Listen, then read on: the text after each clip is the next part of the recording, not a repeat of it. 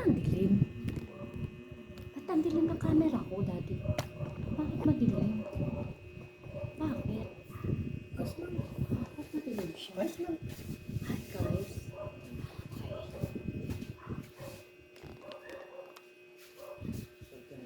Hi guys. Hi guys. Go grabe.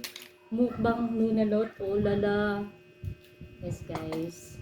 Sinabi ko kay Mr. na gusto ko ng seafood. Diyos ko naman dahil. Oh.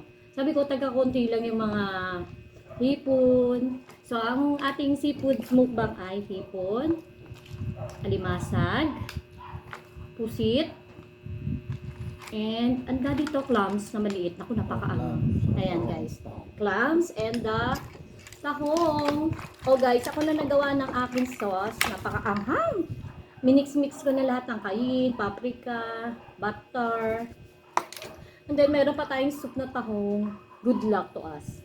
So ayan. First bite sa inyo guys. Welcome. Tapos alito. Alito kutsara pang sabaw. Dito muna tayo ng sabaw, guys. Guys, parang ayaw ko bawasan, guys. Oh. Kita nyo ba, guys? Oh, lolo. Shout out, ate. Kain tayo, kuya. Ayan, kain po tayong lahat. Everyone. So, let's go. Guys, hindi ko to uubusin at baka ma-hospital ako. Pinapakita ko lang sa inyo, guys.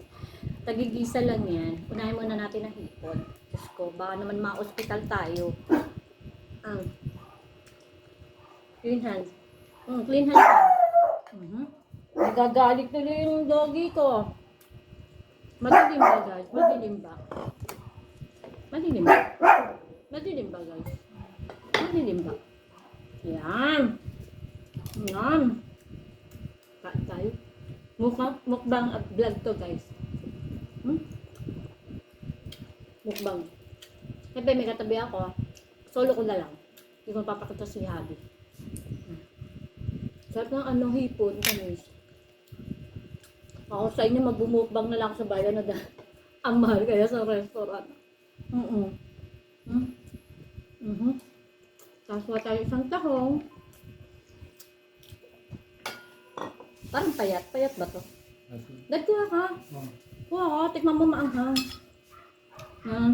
Sarap.